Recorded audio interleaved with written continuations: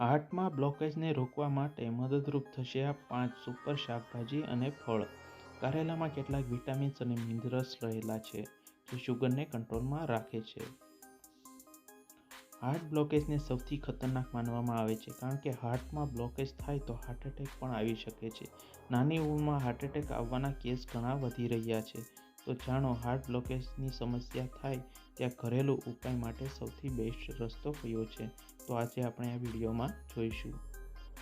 વર્તમાન સમયમાં દરેક લોકોને પોતાના સ્વાસ્થ્ય માટે જાગૃત થયા છે, પરંતુ હજુ પણ કેટલાક લોકો ગંભીર બીમારીઓથી પીડાઈ રહ્યા છે. તેવામાં શાકભાજીઓ બેલેન્સ ડાયટનો એક મહત્વનો હિસ્સો છે.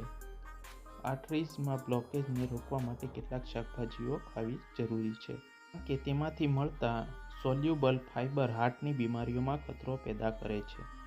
કાર્ડિયોવેસ્ક્યુલર હેલ્થ સાચવવા માટે બેલેન્સ રાખવા માટે ડાયટમાં કેટલાક શાકભાજી સામેલ કરવી જરૂરી છે.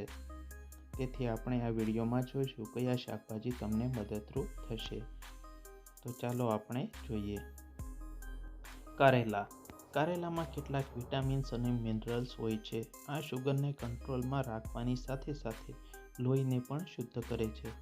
કારેલા ખાવાથી પેટમાં રહેલા ખતમ કરી નાખે છે. આ સિવાય હાર્ટમાં રહેલા બ્લોકેજ પર કારેલા રોજ ખાવાથી બ્લોકેજ ખુલવામાં મદદ કરે છે.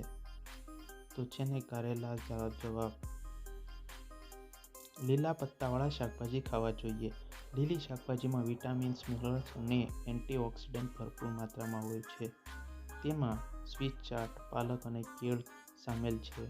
આ બ્લડ પ્રેશરને ઓછું રાખવામાં મદદરૂપ થાય છે અને હાર્ટમાં સ્વાસ્થ્યમાં પણ સુધારો થાય છે. એટલે લીલા શાકભાજી ખાવા જોઈએ જે કંઈ પત્તાવાળા છે તે. બ્રોકોલી. એક વૃક્ષ જેવી દેખાતી આ શાકભાજીના હાર્ટ માટે ઘણા ફાયદાઓ રહેલા છે.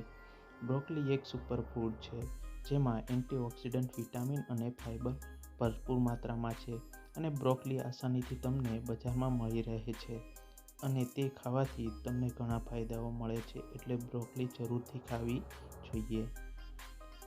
ટામેટાં. આપણું સૌનું મનપસંદ ટામેટાં. ટામેટામાં લાઇકોપીન નામનું એન્ટીઓક્સિડન્ટ રહેલું છે જે હૃદયરોગ સામે રક્ષણ આપે છે. આ સિવાય તેમાં પોટેશિયમ પણ સામેલ હોય છે જે બ્લડ પ્રેશરને કંટ્રોલ રાખવામાં મદદ કરે છે. એટલે ટામેટાં તમારે જરૂરથી ખાવા જોઈએ. તે તમારા ખોરાકમાં સામેલ જરૂરથી કરજો. શિમલા મિર્ચ. શિમલા મિર્ચમાં ફાઇબર, વિટામિન સી અને એ ભરપૂર માત્રામાં મળી રહે છે. આ પોષક તત્વો હાર્ટ સાથે જોડાયેલી બીમારીઓથી પણ ખતરામાં ઘટાડો કરે છે અને સાથે સાથે કાર્ડિયોવેસ્ક્યુલર હેલ્થમાં બરોબર મદદ કરે છે. તો મિત્રો તમારે શિમલા મિર્ચ પણ ખાવા જોઈએ. તો આવી રીતે તમે શાકભાજીને ખોરાકમાં સામેલ કરજો અને જો વિડીયો સારો લાગ્યો હોય તો લાઈક, શેર અને સબસ્ક્રાઈબ કરજો. તમારા મિત્રોને શેર કરજો અને ચેનલ પર નવા હો તો પ્લીઝ સબસ્ક્રાઈબ કરીને જજો. ધન્યવાદ. જય હિન્દ, જય ભારત.